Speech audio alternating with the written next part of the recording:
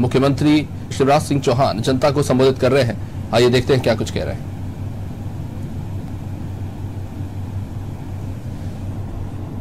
दूरी बनाए रखने की अपील की। मैंने अनाउंस करके भी इस संकट के प्रति चेताने की कोशिश की थी। स्वास्थ्य आग्रह करके भी संकट की विकटता की ओर ध्यान आकर्षित करने का प्रयास किया था। यह असाधारण संकट है और इस संकट से अगर लड़ना है तो तरीके भी असाधारण होंगे। कोरोना से लड़ाई सामान्य लड़ाई नहीं है, यह युद्ध है। और जैसे जब युद्ध होता है तो पूरा देश एक साथ उठ के खड़ा हो जाता है। आज केवल सरकार नहीं, सरकार के साथ समाज, हम, आप सबको मिलकर लड़ना पड़ेगा, तब इस संकट का मुकाबला कर पाएंगे। और इसलिए आज मैं आपसे प्रार्थना करने उपस्थित हुआ हूं।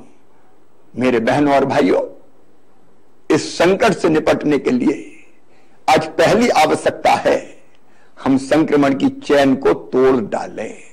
ये चेन ब्रेक करना आज अत्यंत आवश्यक हो गया है, क्योंकि अस्पताल भर रहे हैं, हम व्यवस्था बढ़ाने की कोशिश कर रहे हैं, लेकिन अगर संक्रमित मरीजों की संख्या इसी तरह बढ़ती रही तो हर व्यवस्थाएं छोटी पड़ती चली जाएगी। और इसलिए पहला हमारा संकल्प, हम संक्रमण की बढ़ती रफ्तार को रोकेंगे और इसका उपाय हम घर में रहेंगे, अनावश्यक रूप से घर के बाहर नहीं निकलेंगे।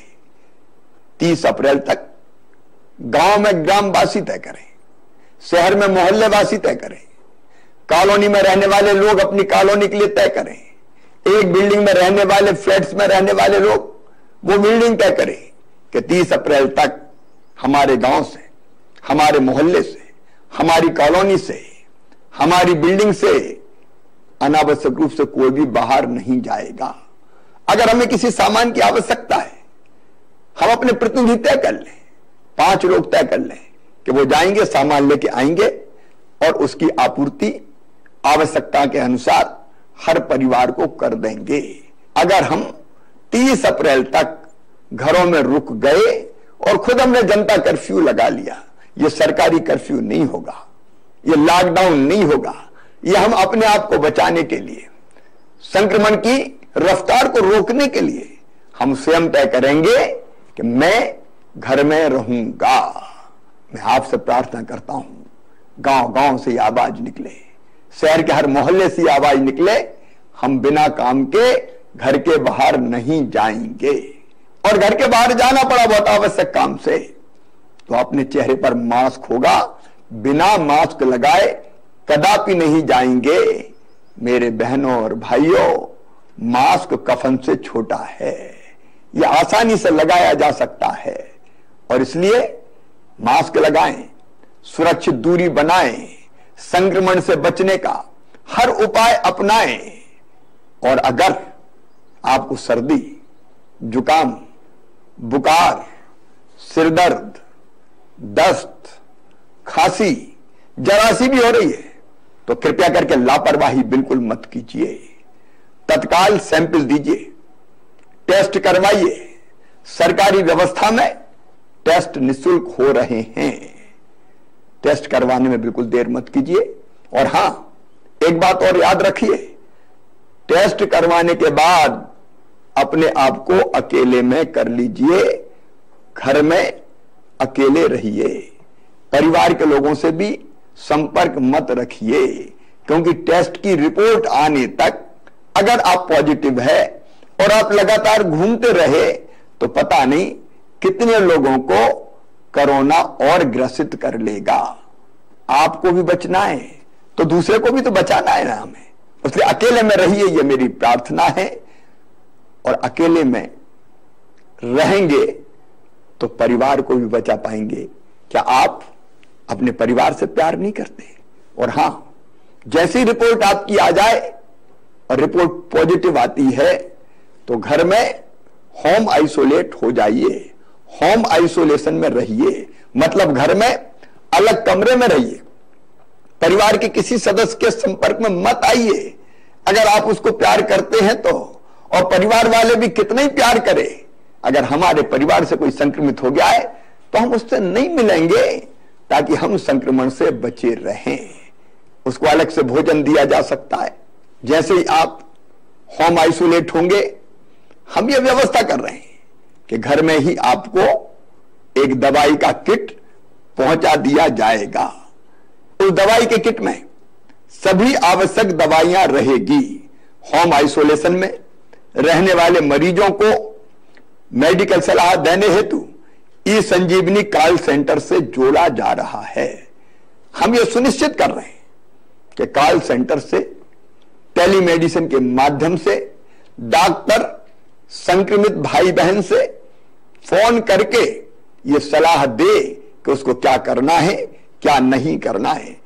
आपके जो लक्षण है आप बताएं, डॉक्टर से सलाह प्राप्त करें। और हां, होम आइसोलेशन में दवाओं का किट आपको निःशुल्क पहुंचाया जाएगा। निःशुल्क पहुंचाया जाएगा। आप डॉक्टर द्वारा बताई हुई सारी सावधानियां रखें। जो दवाएं दी गई है उन दवाओं का सेवन करें। मेरा विश्वास है कि घर पर ही आप पूर्णतः स्वस्थ हो जाएंगे। और हां, यदि घर में रहने के लिए अलग स्थान नहीं है तो भी चिंता मत कीजिए। बाकी परिवार को बचाना है तो आप कोविड केयर सेंटर में आ जाइए। 110 कोविड केयर सेंटर पूरे प्रदेश में प्रारंभ कर दिए गए। हर जिले में कोविड केयर सेंटर है। जरूरत पड़ेगी तो हम और बनाएंगे ताकि आपको कोविड केयर सेंटर में रखा जाए। कोविड केयर सेंटर में डॉक्टर आपकी देखभाल करेंगे, स्वास्थ्य विभाग का अमला रहेगा, भोजन चाय नाश्ते की व्यवस्था की जाएगी और आप स्वस्थ हो जाएं, इसका पूरा प्रयास किया जाएगा। इसलिए घर में जगह नहीं है तो बिल्कुल संकोच मत कीजिए, कोविड केयर सेंटर में आइए। इसके बाद भी कोई समस्या पैदा होती है तो चिंता करने की जरूरत नहीं है, वहां से अस्पताल भेजने की व्यवस्था भी की जाएगी। लेकिन अगर इतना ध्यान आप रखेंगे तो अस्पताल जाने की नौबत नहीं आएगी।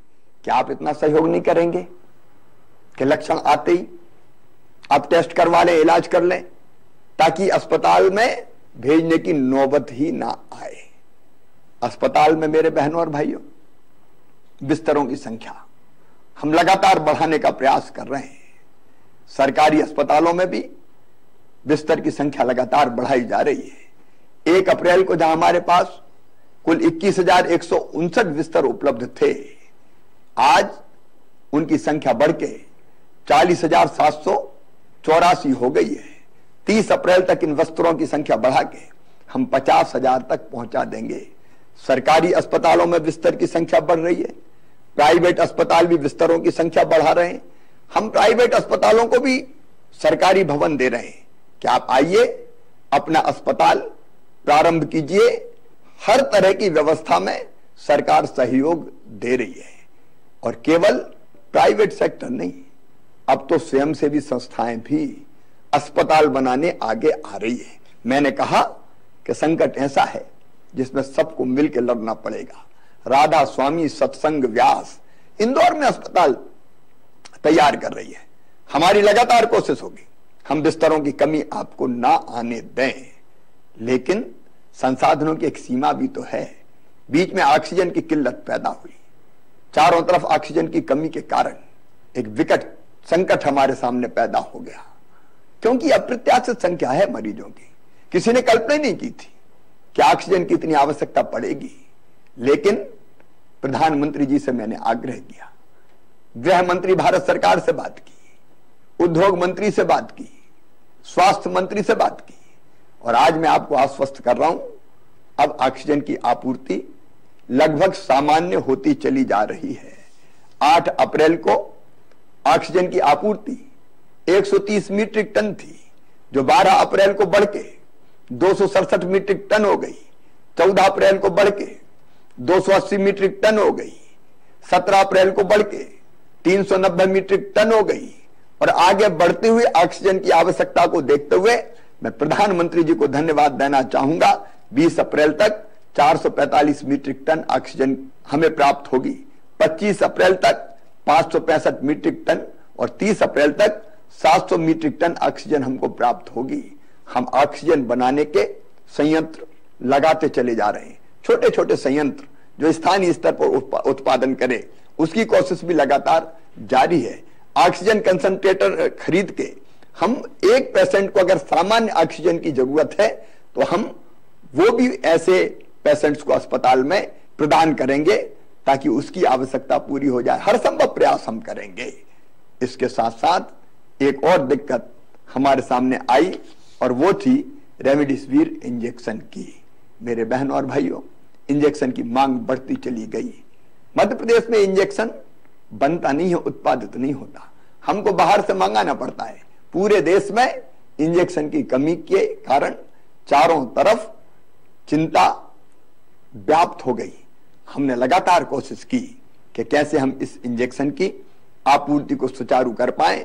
मैं लगातार बात कर रहा हूं, भारत सरकार से बात कर रहा हूं, स्वास्थ्य मंत्री से बात कर रहा हूं, प्राइवेट कंपनियों से बात कर रहा हूं और बात करके हम आपूर्ति लगातार करते चले जा रहे हैं। हां, जितनी आवश्यकता है उससे अभी जो आपूर्ति है वो कम है, लेकिन हमारे प्रयासों में कोई कमी नहीं है।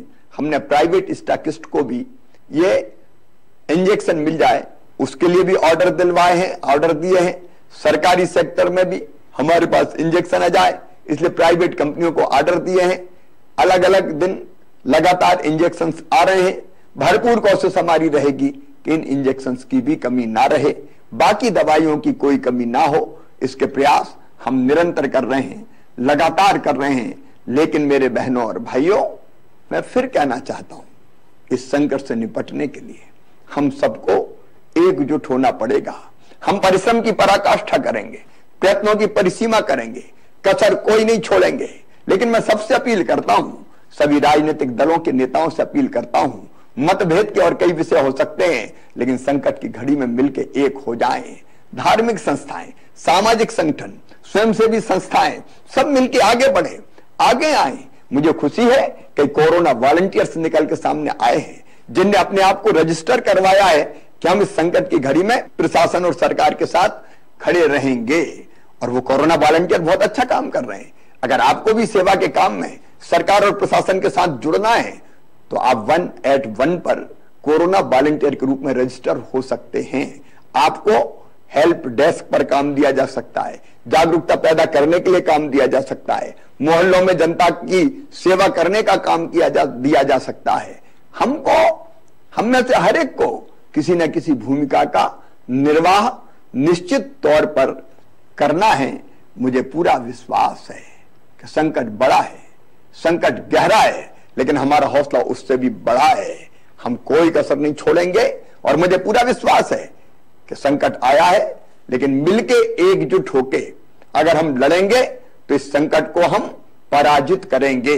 इस संकट के दौरान हमारी कोशिश ये रही है कि गरीब की रोजी रोटी चलती रहे, उसके सामने रोजगार का संकट यथासंभव पैदा ना हो, और अगर वो पैदा भी होगा तो चिंता ना करे, सरकार कोई ना कोई व्यवस्था जरूर करेगी, जिसके बारे में मैं फिर अलग से चर्चा करूंगा।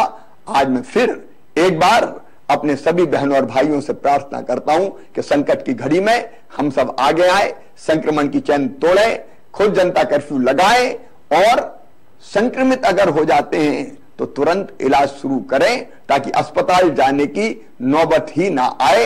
मुझे विश्वास है कि हम सबके प्रयासों से ये रैन अंधेरी बीतेगी, ऊषा जय मुकुट चढ़ाएगी, पतवार चलाते जाएंगे, मंजिल आएगी आएगी। संक्रमण का अंधेरा हम आशा और विश्वास के प्रकाश से दूर करेंगे। मैं मीडिया के मित्रों से भी निवेदन करता हूं, सकारात्मकता का माहौल बनाएं।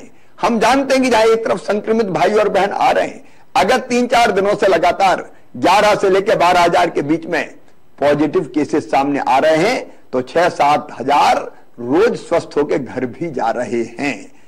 और इसलिए आशा और विश्वास का सवेरा निश्चित तौर पर आएगा। मैं भगवान से भी प्रार्थना करता हूं, असदोमा सदगमय, तमसोमा ज्योतिर्गमय, मृत्योर्मा अमृतम गमय। हमें असत से सत की ओर, अंधकार से प्रकाश की ओर और मृत्यु से अमृत की ओर ले चलो। मुझे पूरा विश्वास है कोरोना हारेगा, हम जीतेंगे। बहुत बहुत धन्यवाद।